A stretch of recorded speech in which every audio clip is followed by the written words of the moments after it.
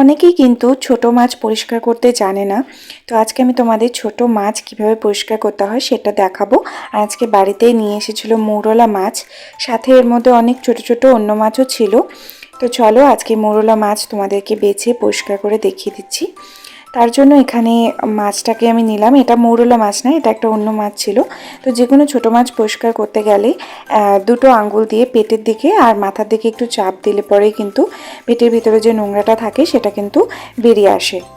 তো সেমভাবে আমি সবগুলো মাছ পরিষ্কার করব। এটা একটা মৌরলা মাছ, তো এটারও সেমভাবে পরিষ্কার করব। আর এর থেকেও কিন্তু অনেক সময় বড় সাইজেরও মাছ হয় ছোট মাছের মধ্যে, আবার একদম এর থেকে ছোট মাছও হয়।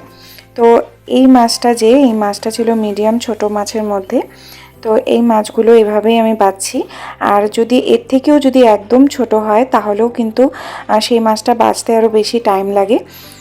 তো সেম পদ্ধতিতেই বাছবে।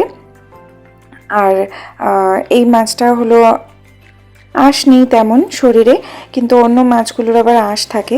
তো এই যে দেখতেই পাচ্ছ, এই মাছগুলো সবার প্রথমে আমি পেটের যে ময়লাটা থাকে সেটা বের করে দিতে হবে। এই পেটের ময়লাটা যদি ভালো মতো পরিষ্কার না করা হয় তাহলে কিন্তু খাওয়ার সময় এটা তেতো লাগে। তো দেখো আমার মাছগুলো বাছা হয়ে গেছে, পেটের থেকে যে নোংরাটা সেটা বের করে ফেলেছি। এবার এই মাছটাকে খুব ভালো করে জল দিয়ে ধুয়ে নিতে হবে। তো জল দিয়ে ধোয়ার পরে কিন্তু প্রচুর এর থেকে নোংরা বেরোবে। দেখতেই পাচ্ছ জলের কালারটা চেঞ্জ হয়ে গেল, আর প্রচুর আঁশ ভাবের মধ্যে থাকবে, তেল তেল ভাব। তো এগুলো আমি জলটাকে প্রথমে হালকা করে ফেলে দিচ্ছি। তো এই বাটিটাতে হচ্ছে না, তারপর আমি একটা ফুটো ফুটো থালা নেব। তোমাদের কাছে যদি ফুটো থালা না থাকে তাহলে যে কোনো একটা খসখসে জায়গা যদি থাকে, যেমন কুয়োর পাড়ে বা কলের পাড়ে, যেমন খসখসে কোনো জায়গায় যদি থাকে, সেটার মধ্যে তোমরা মাছটাকে ফেলে একটু ডলা দিলে পরে সেটা তাড়াতাড়ি পরিষ্কার হয়ে যায়।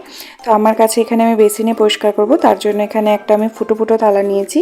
এরকম টাইপের তোমরা যে কোনো থালা নিতে পারো। তো এখানে আমি একটা এরকম বাটি নিয়েছি, এর মধ্যে মাছগুলোকে ঢেলে দিলাম। ঢেলে দেওয়ার পর এবার এটাকে জল দিয়ে বারে বারে কিন্তু আমি এটাকে নাড়াচাড়া করতে থাকবো। এতে করে কিন্তু মাছের গায়ে যে আঁশগুলো থাকে এক্সট্রা, সেগুলো কিন্তু উঠে যাবে। এই যে দেখতেই পাচ্ছ মাছের গায়ে হালকা হালকা আঁশ আছে, যেহেতু এগুলো ছোট মাছ তো বেশি নেই, দেখতেই পাচ্ছ।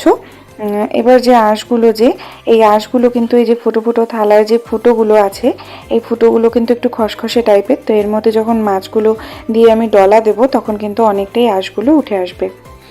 তো এভাবে আমি মাছটাকে খুব ভালো করে 7-8 বার জল চেঞ্জ করে করে কিন্তু আমি পরিষ্কার করে নেব। আর যত ভালো করে জল দিয়ে ধোয়া হবে ততই কিন্তু মাছটা ভালো মতো পরিষ্কার হবে। আর নোংরা যদি থেকে যায় তাহলে কিন্তু রান্না করার সময় মাছটা তেতো তেতো করবে। তো মোটামুটি আমার মাছটা ধোয়া হয়ে গেছে, আর ধোয়ার পরে দেখতে পারবে মাছের কালারটা একদম চেঞ্জ হয়ে যাবে আর মাছগুলো চকচক করবে একদম। যাই হোক, আমি একটু ভুলভাল বলি। দেখো মাছগুলো কিন্তু আমি অনেকবার জল দিয়ে ভালো করে ধুয়ে নিয়েছি, আর এবার হয়ে গেছে।